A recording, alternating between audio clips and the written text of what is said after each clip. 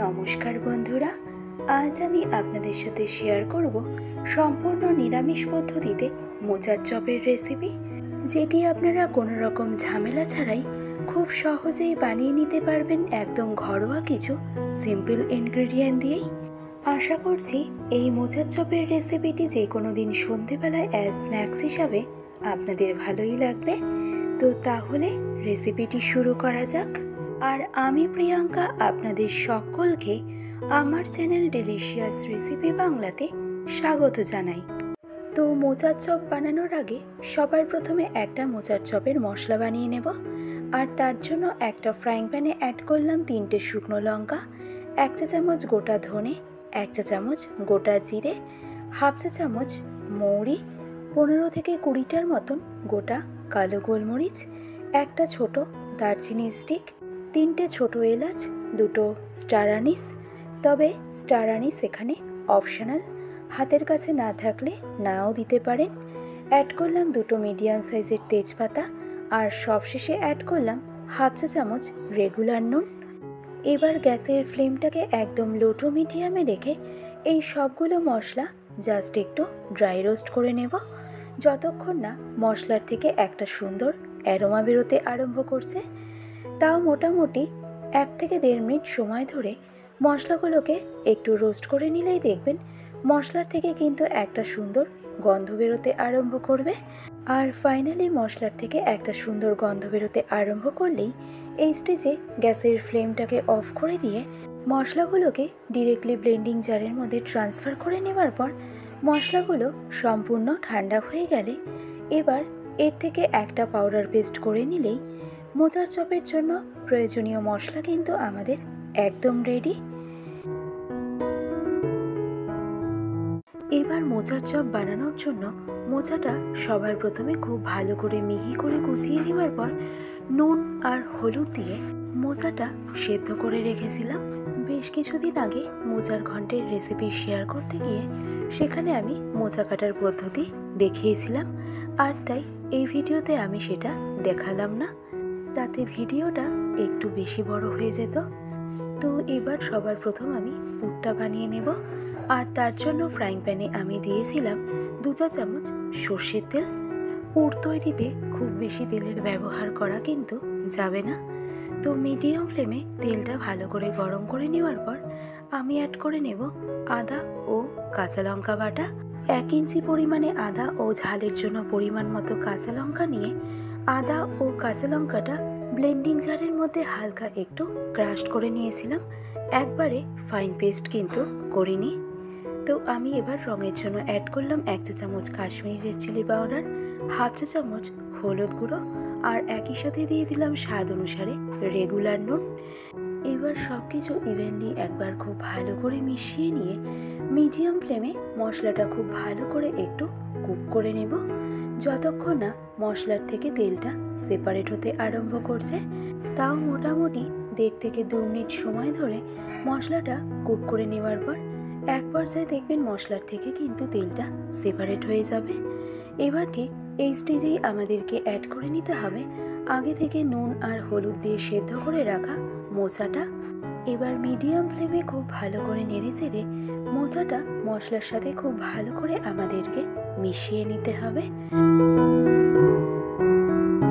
তো দেখুন মোচাটা কিন্তু খুব ভালো করে আমার মিশিয়ে নেওয়া হয়ে গেছে।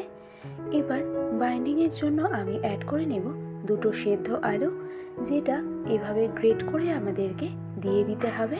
চাইলে আপনারা আলুটা স্ম্যাশ করেও দিতে পারেন, তবে ভালো হয় যদি আলুটা এভাবে গ্রেট করে দেওয়া হয়।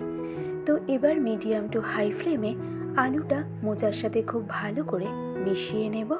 আর মিডিয়াম টু হাই ফ্লেমে স্টাফিংটা কুক করব ততক্ষণ পর্যন্ত যতক্ষণ না স্টাফিংটা কড়াই অথবা ফ্রাইং প্যানের গায়ের থেকে ছেড়ে ছেড়ে চলে আসছে।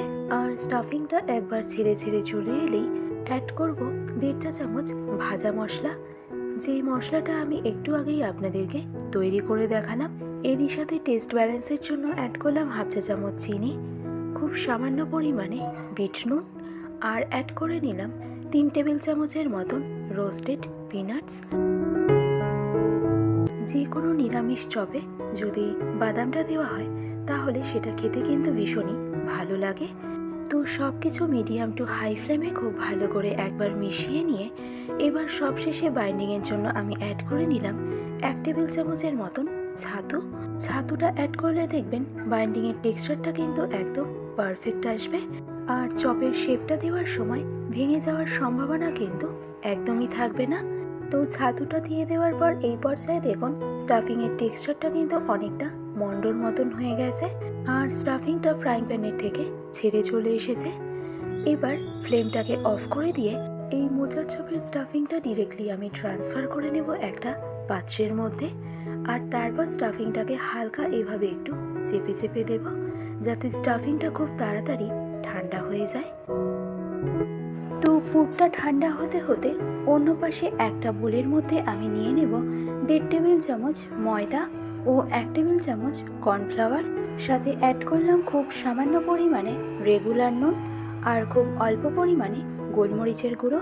এবার 1/3 কাপ পরিমাণে জল অ্যাড করে ময়দা ও কর্নফ্লাওয়ারের একটা মিডিয়াম টেক্সচারের ব্যাটার তৈরি করে নেব। খুব বেশি লিকুইড কনসিস্টেন্সির ব্যাটার কিন্তু তৈরি করা একদমই যাবে না। এছাড়াও অন্য একটা পাত্রের মধ্যে আমি নিয়ে নিয়েছি ব্রেড ক্রাম্ব, আর অন্য পাশে দেখুন এতক্ষণে মোচার চপের স্টাফিংটাও কিন্তু ঠান্ডা হয়ে গেছে। এবার একে একে চপের শেপটা দিয়ে নেব। তো সবার প্রথমে পরিমাণ মতো স্টাফিং নিয়ে সম্পূর্ণ স্টাফিংটা এরকম গোল গোল করে নেব। এটা করে নিলে দেখবেন প্রত্যেকটা চপ একদম ইকুয়াল মাপে তৈরি হবে। চপগুলো ছোট বড় হয়ে যাওয়ার সম্ভাবনা কিন্তু একদমই থাকবে না। তো দেখুন সম্পূর্ণ স্টাফিংয়ের মধ্যেই কিন্তু আমি একে একে গোল গোল করে শেপটা দিয়ে নিয়েছি। এবার চপের শেপটা দিয়ে নেব। আপনারা এখানে নিজেদের পছন্দ মতন একটা শেপ দিয়ে নিতেই পারেন, বাট আমি এখানে একটু চ্যাপ্টা ওভাল শেপে চপগুলোকে তৈরি করে নেব। তো দেখুন আমার কিন্তু এখানে একটা চপের শেপ দিয়ে নেওয়া হয়ে গেছে, আর এই একইভাবে আরও একটা তৈরি করে দেখাচ্ছি। জাস্ট দু হাতে এভাবে একটু চাপ দিয়ে চারপাশ থেকে চপটা আমাদের এভাবে একটু সেট করে নিতে হবে, আর তাহলেই দেখবেন পারফেক্ট ওভাল শেপটা কিন্তু চলে আসবে।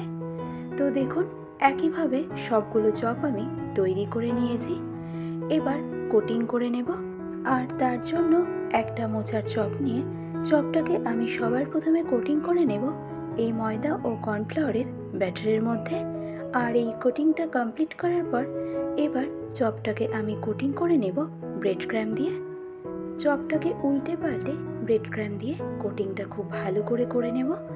আর এই কোটিংটা কমপ্লিট হয়ে গেলে এবার সেকেন্ড কোটিংয়ের জন্য এই চপটাকে আবারও ময়দা ও কর্নফ্লাওয়ারের ব্যাটারের মধ্যে খুব ভালো করে কোট করে নেওয়ার পর চপটাকে ফাইনালি কোট করে নেব ব্রেড ক্রাম্ব দিয়ে। চেষ্টা করবেন ডাবল কোটিংয়ে করে নেওয়ার, কারণ ডাবল কোটিংয়েই কিন্তু চপ বেশি ভালো হয়, আর এতে চপ ফ্রাই করার সময় ভেঙে যাওয়ার সম্ভাবনা কিন্তু একদমই থাকে না। তো আমার এখানে একটা চপ তাহলে তৈরি করে নেওয়া হয়ে গেল, আর এই একইভাবে বাকি চপগুলোকেও তৈরি করে নিয়েছি। এবার এই চপগুলোকে নর্মাল ফ্রিজে আমি সেট হতে দেব 30 মিনিটের মতন, আর সম্পূর্ণ 30 মিনিট পর ফাইনালি চপগুলোকে ফ্রাই করে নেব। গ্যাসের ফ্লেমটাকে একদম মিডিয়াম টু হাইতে রেখে চপগুলোকে ফ্রাই করব, কারণ হাই ফ্লেমে যদি চপগুলোকে ফ্রাই করে নেওয়া হয় তাহলে ওপরের কোটিংয়ে খুব তাড়াতাড়ি কালারটা চলে এলেও ভেতরে কিন্তু একদমই কাঁচা থেকে যাবে। আর তাই মিডিয়াম টু হাই ফ্লেমে উল্টে পাল্টে মোচার চপগুলোকে আমি ততক্ষণ পর্যন্ত ফ্রাই করে নেব যতক্ষণ না মোচার চপের মধ্যে একটা সুন্দর কালার চলে আসছে। মোটামুটি 8 থেকে 9 মিনিটের মতন মিডিয়াম টু হাই ফ্লেমে উল্টে পাল্টে মোচার চপগুলোকে ফ্রাই করে নেওয়ার পর এই পর্যায়ে দেখুন চপের মধ্যে কিন্তু একটা সুন্দর লালচে কালার চলে এসেছে। এবার তাই চপগুলোকে আমি ট্রান্সফার করে নেব টিস্যু পেপারের ওপরে, আর এই একইভাবে সেকেন্ড ব্যাচে বাকি চপগুলোকেও ফ্রাই করে নেব। তো আশা করছি আমার আজকের এই সম্পূর্ণ রেসিপিটি আপনাদের বুঝতে কোথাও কোনো রকম সমস্যা হয়নি, আর তাই যদি ভালো লেগে থাকে তাহলে অবশ্যই রেসিপিটি এইভাবে ট্রাই করে দেখতে কিন্তু একদমই ভুলবেন না। যে কোনো দিন সন্ধেবেলায় অ্যাজ স্ন্যাক্স হিসাবে স্যালাড, মাস্টার্ড সস অথবা টমেটো সসের সাথে এটি আপনারা সার্ভ করতে পারেন। আজকের ভিডিওটি তবে আমি এখানেই শেষ করছি। ভালো থাকবেন, সুস্থ থাকবেন। ধন্যবাদ।